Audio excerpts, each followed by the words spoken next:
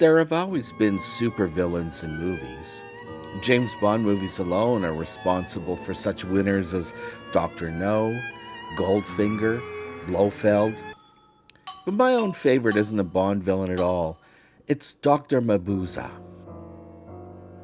Created by French novelist Norbert Jacques in 1921, the character hit the screen a year later, courtesy of director Fritz Lang.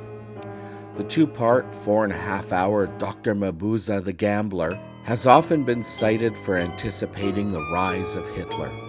The movie starts with Dr. Mabuse sitting at his desk, flipping through photo cards of himself in various makeup jobs. He is selecting his look for that day, and is assisted by his little gay valet, Spoglieri, a cocaine addict who threatens suicide if he is banished by the master.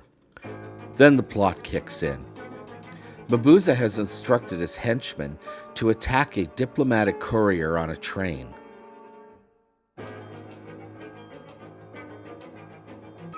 The henchman steals the attaché case and tosses it out the window, and it lands precisely in an open car passing by. The documents are confidential trade agreements. Mabuse has no interest in their contents, only with the fact that they are missing. When word gets out at the stock exchange that the documents were stolen and that the trade secrets have been exposed, the value of those shares plunge and traders start dumping their stock. A mysterious man looming above all of them agrees to buy up all their junk stock.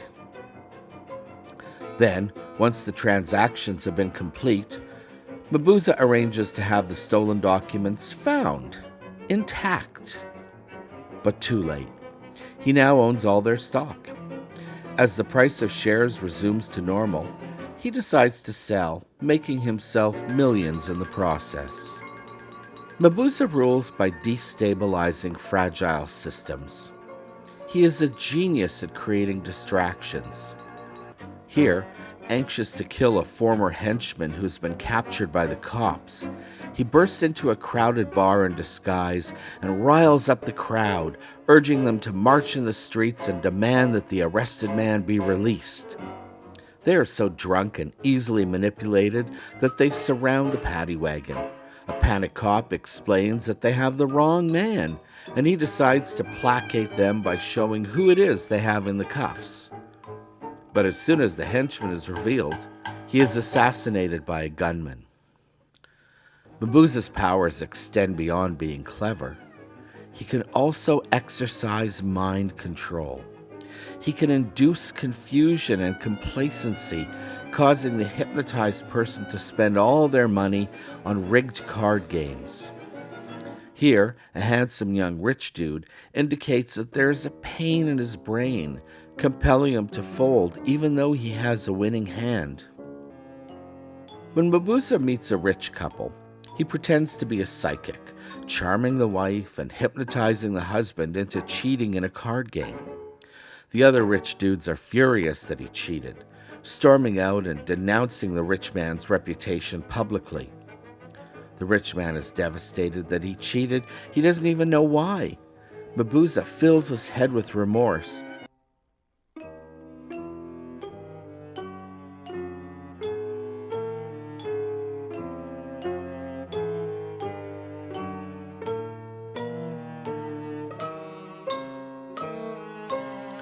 In the end, there is a traditional shootout.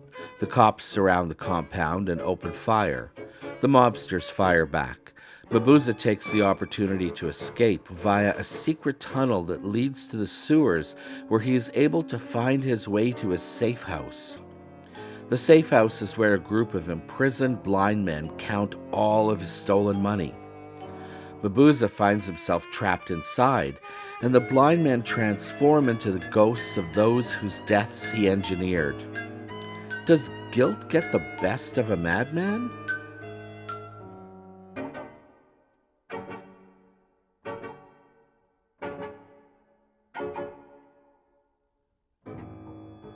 By the time the cops find him, he's a loon, shredding paper and staring into infinity.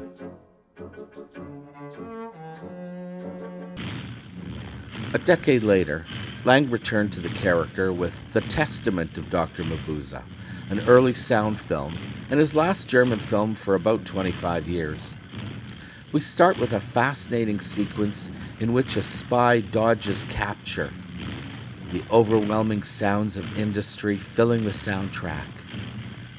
Later, the man escapes into the street, but the thugs set off a very phony-looking explosion. This is followed by a clever scene where a man is assassinated at the wheel of his car by a sharpshooter. The rest of the cars move forward at the intersection, but the dead man's vehicle is stalled.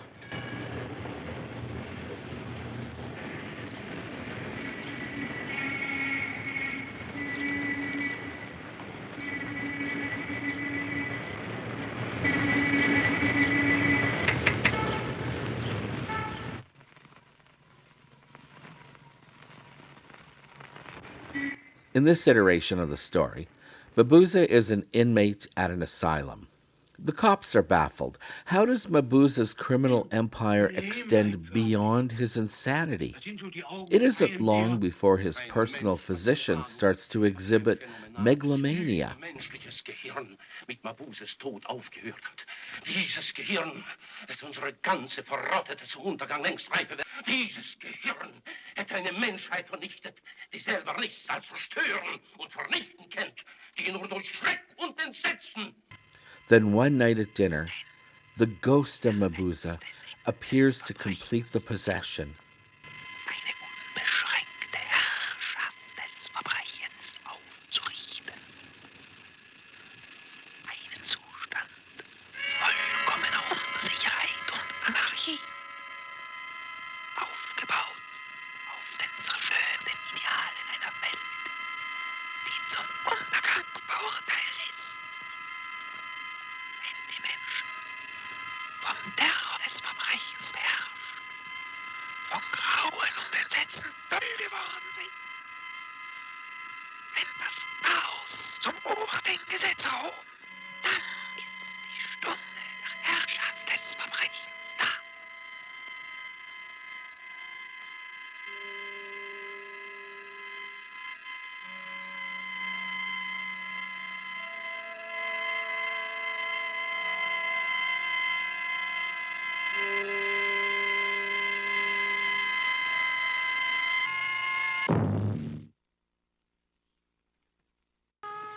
Now fueled with the very same insanity, the doctor himself begins staging crimes, like the explosion of the munitions factory. The movie ends with a crazy car chase, the rushing tall trees lit with a holy fire. Lang returned to Mabuse one more time at the very end of his career when he returned to Germany in the late 50s to make 3 films. But had he run out of ideas? He restaged his automobile assassination scene for this later film. The star of the movie is this freaky-looking blind psychic who helps the police figure out crimes. We also have a hotel room with a peekaboo mirror. There's also a strange man with a disfigured foot, a memorable villain if there ever was one. The bad guys get caught in the end. Except for Mabuse, of course. His spirit is unfettered, uncontained, spreading evil everywhere on earth all the time. He is the devil incarnate.